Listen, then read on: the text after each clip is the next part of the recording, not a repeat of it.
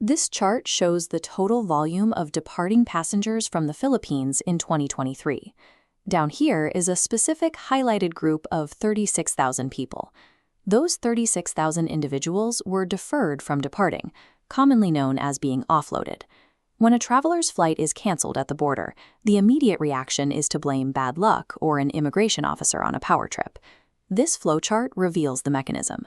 Primary officers have 45 seconds to log your geographic and employment data, routing you to clearance or the TCEU. Anomalies redirect you to secondary inspection, a 15-minute deeper assessment. Failing this secondary assessment carries heavy consequences. You forfeit your expensive airline tickets immediately, and a permanent derogatory mark is logged in the Bureau of Immigration's centralized database. To avoid that financial and emotional toll, you have to accept a specific trade-off.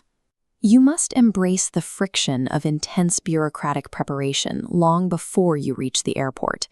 Getting cleared to fly is a strict compliance test. You have to anticipate exactly what documents the system requires based on your specific traveler profile. Every single departing passenger must present a baseline set of documents. You need a passport valid for at least 6 months, a visa if your destination requires one, your boarding pass, a confirmed return ticket, and your e-travel registration.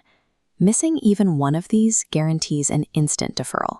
For example, failing to register your departure on the eGov.ph app, the national government portal, up to 72 hours before your flight will stop your progress regardless of your background. Once the baseline is cleared, the system evaluates your profile. Consider a first-time corporate employee traveling as a tourist to a destination with a high population of overseas Filipino workers, like Dubai or Cyprus. Approaching the booth and giving a vague answer about a vacation without immediately proving strong economic ties back to the Philippines is a rapid way to trigger secondary inspection. The correct protocol is precision.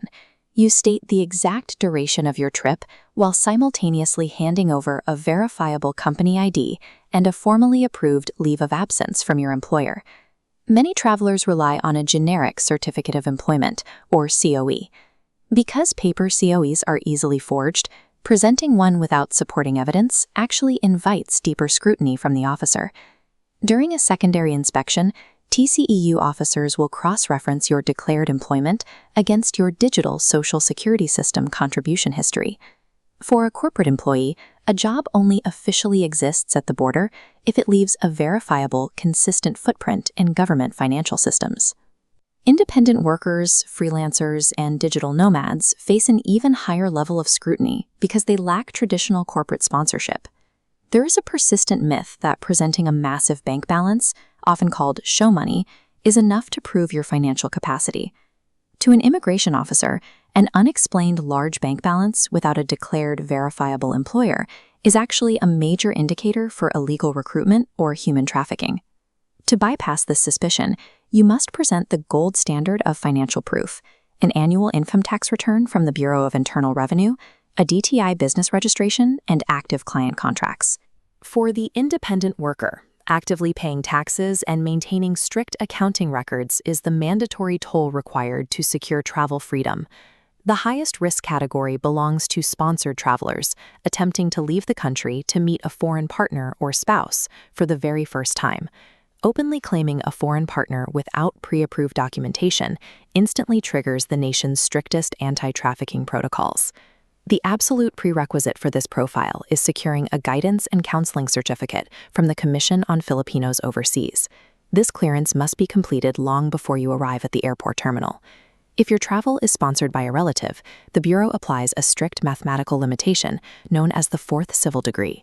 This diagram calculates civil degrees by tracing lines from the traveler up to the common ancestor, like grandparents, and down to relatives like first cousins, establishing the fourth degree boundary. Claiming financial sponsorship from anyone outside this boundary, like a friend or a distant cousin, guarantees extreme scrutiny and a high probability of offloading.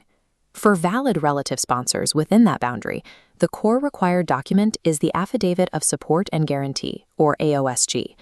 The AOSG is a sworn legal instrument where a sponsor formally guarantees to shoulder your travel costs. The AOSG cannot be a simple written letter. It must meet rigorous execution standards by being legally authenticated at a Philippine embassy abroad or apostilled by a Hague member government. Surviving as a sponsored traveler requires abandoning verbal promises and relying entirely on strict mathematical lineage and consular-level legal authentication. Unaccompanied minors, or those who are traveling with someone other than their parents, fall under severe, uncompromising departure regulations.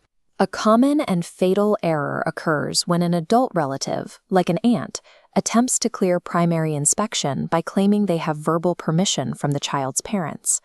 Any minor traveling without their parents must present a Department of Social Welfare and Development Travel Clearance Certificate, or TCC. Securing this clearance involves a specific bureaucratic chain.